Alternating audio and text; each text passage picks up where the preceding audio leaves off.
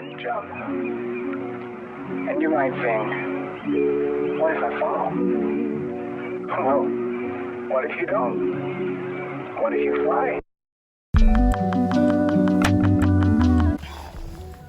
Me no dead. Me no dead. Me no dead. Me no dead. I believe me no dead konnichiwa. Hello everyone. So I decided randomly, I'm like, you know what? Let me go to my mom's car, go chill and make a video. And I actually got up and went to my mom's car to make a video. That's why I'm recording right now.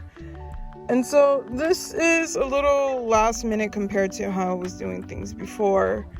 And how I did things before, I will plan ahead, I will record ahead, I will edit ahead, and everything, right? Spend a few weeks just a few weeks doing all the work, just getting all the recording, and then you're good for 2 months. Or you're good for this and that. There are some downfalls to that. For example, I feel like it's not as fresh or it's not as new and it's not as current, but it helps in the sense of planning, saving time ahead. Like, it was very helpful because sometimes at work, it was just, it would get extremely busy and I just did not have the energy or the mental capacity to want to record and want to talk to someone, and want to edit and, all that stuff. So March came around. It's here and it's about to leave. I mean, this video is going to be posted the last Sunday of March, so farewell. So this is getting posted this, like, the day that you guys are watching this right now.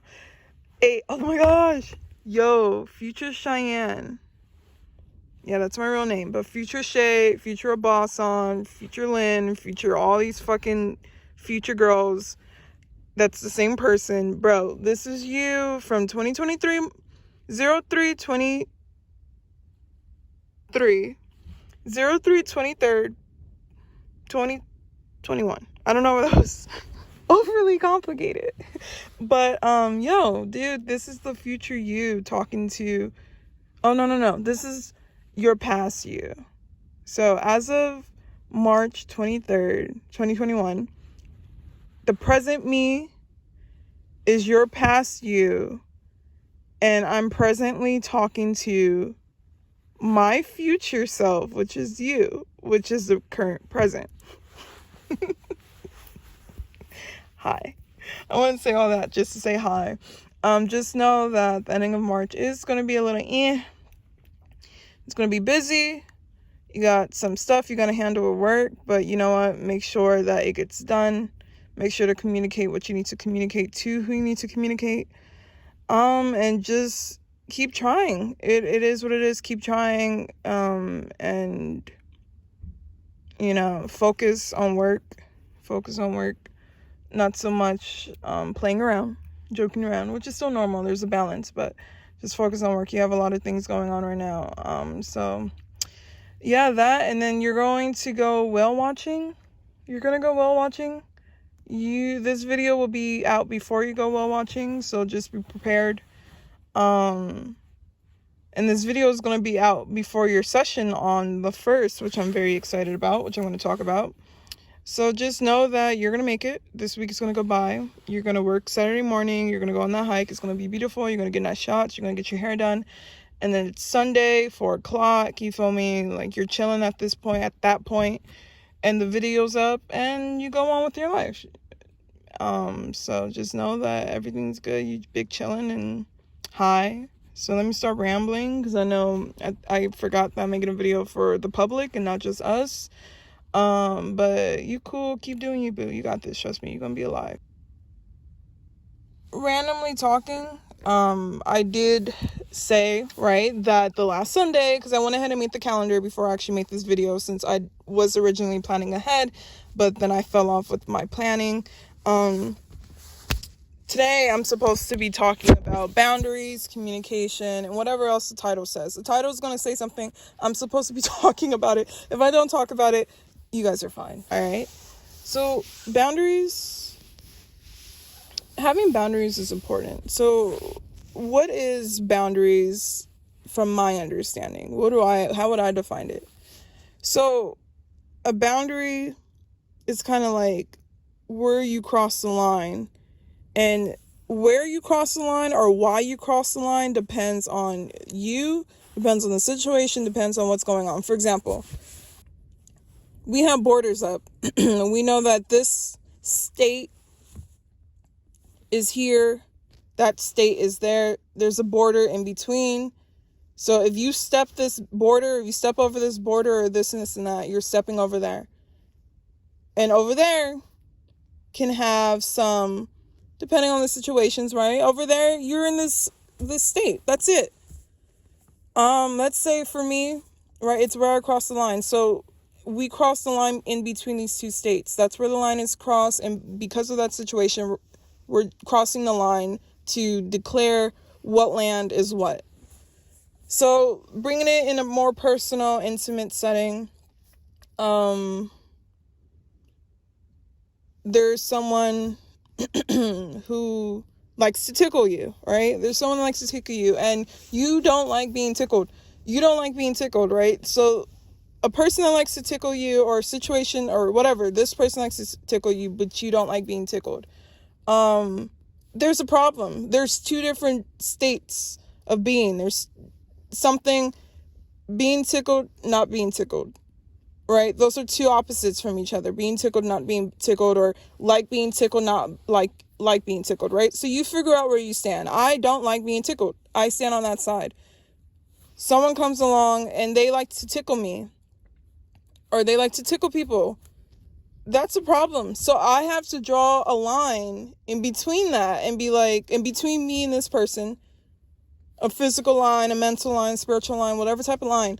I have to draw this line and be like, yo, don't step this line of, don't bring that tickling over here. The tickling stays on that side. It doesn't come on this side where I'm at. Because if you come over here and you're going to tickle me, I'm going to slap the shit out of you. And it's not my fault because you crossed the line. Homie, I told you to stay the fuck over there. Like, I really don't like getting tickled. I don't like getting tickled. There was this person who, oh my God. Don't you hate when guys be like, trying to, like, I don't even know. Like, guys are just annoying. But he was trying to be nice and like flirt with me. And he will tickle me as his way of flirtation. And I'm like, homie, do you even have to touch me? Like, what are you doing? Like, it's annoying. You don't have to touch me. You know that, right? Like, you don't have to. And, okay, if you want to touch me, okay, we can shake hands and pump fists. You can maybe even, like, tap me on my shoulder or my back or something. But you want to tickle me with your sharp nails, bro. Like, you want to poke me. You're not, like, how do you even tickle someone? Like, how do you tickle? I don't tickle people. Like, I don't like getting tickled. I don't tickle people. I don't understand the concept.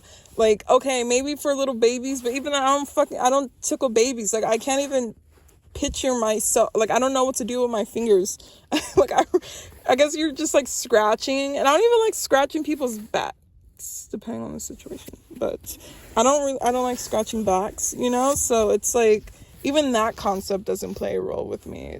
It's weird. But anyway, yeah, that's where I draw the boundary. Don't step over this boundary. Don't tickle me. And then you can also pull that in a more emotional thing, right? Like, okay, let's say that. So I, would that be a good example? I feel like it would be too complicated for me to try to explain it off the top of my head. Okay, so let's just make an example. So I don't like, if I'm with someone, if I have a boyfriend, right? I don't like him. Let's see. I don't want to sound like this is an example, okay? I don't necessarily like when guys, like, just when people eat with their mouth open and stuff like that, but slurping has been, like, one of my favorite new soundtracks, and so slurping is cool. But smacking and stuff, honestly, I don't really like it, but I'm going to blow it out of proportion in this example. So I'm in a relationship, right? And my partner, he just, he likes to smack. He likes to just chew with his mouth open. Like, that shit is just nasty. He's just making all this noise and stuff, right? And personally, maybe some childhood trauma, or maybe something happened, or just I don't like it. It makes me feel some type of way. It just makes me feel some type of way. There's this polar opposite. There's this tension. There's this opposite whatever going on, to where this person likes to smack with their mouth open, eat with their mouth open. I don't like to eat with my mouth open. You see how this pattern is there? They like to do this, or they're doing this. I don't like when they do that. I need them to not do that, right? And so I don't like smacking. He loves to smack, or he probably doesn't even realize it. I don't know, but he's smacking, right?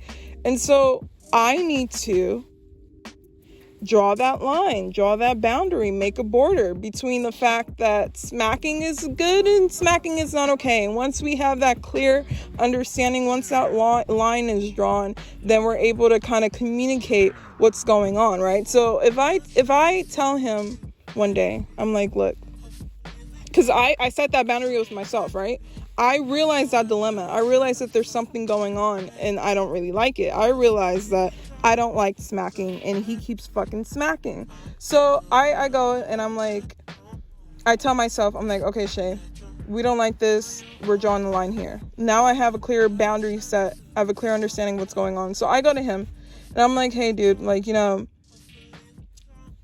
I noticed that you smack your food, you know, it's really loud, or you don't have to say all that, but I noticed that you smack your food and it makes me feel uncomfortable.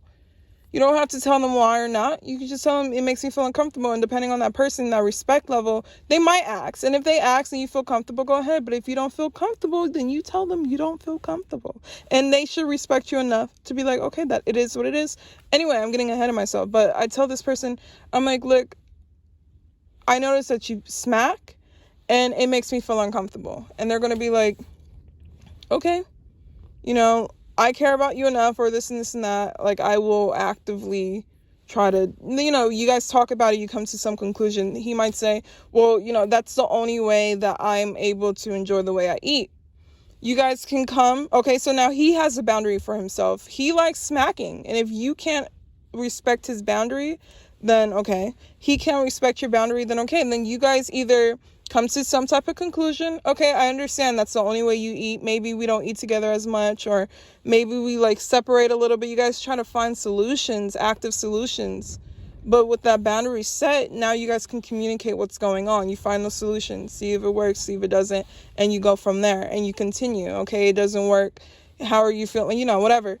But if like you set the boundary and they're like, okay, cool, I can change that, like, or not even that, like, okay, so say your boundary is set and you communicated it, right? So let's say in a different reality where you don't have a boundary set, you didn't draw that line for yourself, you didn't set your boundaries, you just know that whenever you're with him and he's smacking, it irritates you, you're mad, but you don't want to say anything to him about it, and it ruins the day. Like, you can't even tell, but you're low-key irritated, you're more snappy towards him, or you're probably very submissive and very quiet and allowing him to continue to like smack his food, and you're sitting there and you're feeling uncomfortable, or you're going through these little motions, and it's just really bad for your mental. You suffer because that boundary isn't set and there's no real way for you to realize what you need to communicate. You suffer on your own. So I feel as though setting boundaries for yourself is very important, because it allows you to figure out what you're okay with and what you're not okay for yourself, and it allows you you have a clear understanding on what you want to communicate to the next person. I was a person that did not have a lot of boundaries for myself, and right now I wouldn't say I have like all my boundaries figured out, but I for sure know that I have found some boundaries for myself, some important boundaries for myself, where it's like, if you can't do this, or not even if you can't do this, right? Because it's not necessarily a you thing. It's how I feel. I feel like this. I don't like when this happens to me. This makes me feel a certain way. It's how I'm feeling. It's about me. Right? And then you become a part of it when you're involved with me. And if you're going to be involved with me, I'm going to communicate how I feel just because you have your boundary figured out and you can communicate your boundary does not mean that the next person is going to be like, okay, cool, I respect it and I'm going to change. Or I'm going to do something different to make you feel more comfortable. They're not. They can probably be like, oh, okay, cool. Like, I heard you, and completely ignore it and go against it. And then that's where the self-love that you have to build for yourself, the understanding that you have to build of yourself, the relationship that you have with yourself comes into play, because you have to find that strength to be like, I'm leaving, or I'm stepping away from this situation, or this friendship or this relationship or whatever.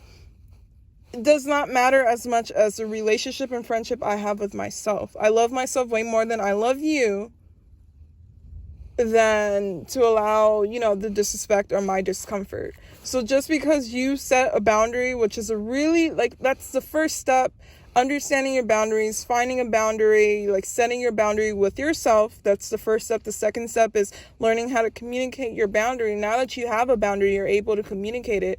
And once you're able to communicate, then I guess the third step would be like action. What's up? What's popping? Like, what's happening next? What's going on? What's the change, right? And then I guess after the action, that's when you reflect on the change, reflect on the difference. If you're still feeling uncomfortable, then you got to figure that out. If you're feeling comfortable, okay, cool.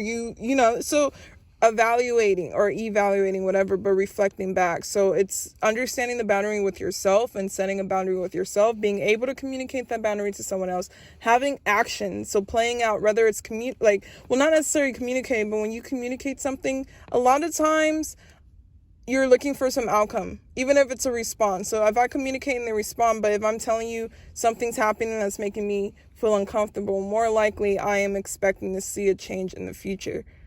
But yeah, so you have the action, and after you have the action, you reflect.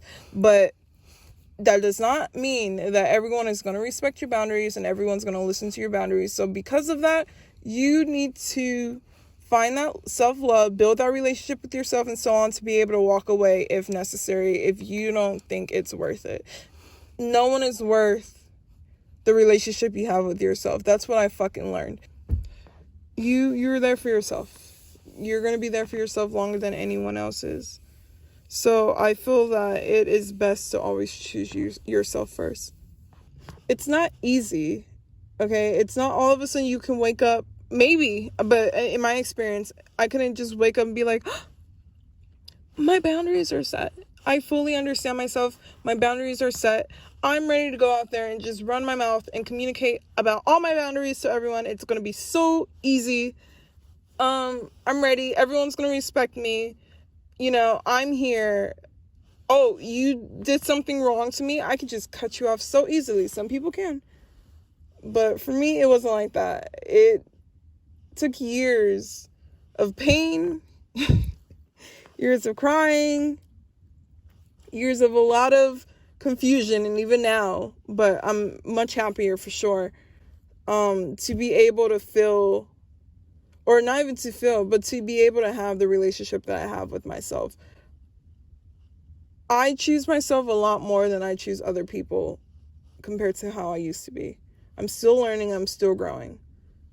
I understand a few more boundaries now than I had understood a few years ago. Even though I was somewhat aware of it, because I felt the tension, I felt that dilemma. Someone would do something to me and made me feel some type of way. It would hurt me, and it was consistent. I felt it. I knew it was there, but I did not have the strength, the mental strength to pay attention to it. I didn't have the words. I didn't have the courage, or I didn't have the will to be honest with myself about how I was feeling, what was happening, what was not acceptable, because I would much rather choose the person who was doing this to me, who was making me feel uncomfortable so I don't feel alone, or because I have some abandonment issues, or because of this and this and that. So I hope I can pull a legitimate video out of this scramble of fucking words.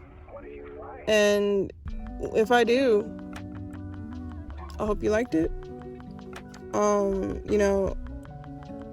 Things are going to be a little different. I feel like things are always going to be a little different. But we'll talk about that in the next video. Okay, bye. Have a good one. Stay safe. Rest in peace to the people who was in that incident. And I know there's a lot of crazy things that are going out in the world that I'm not even aware of. Even with the situations that I am aware of, I'm not even fully aware of the details or the pain or what's really going behind these situations. I'm only given the small details that is thrown around on social media and on the news. That's a whole different conversation. But the point is that life is crazy, the world is crazy, and I really hope you guys try to stay safe. You gotta just go for it. Don't think about what comes after or what came before.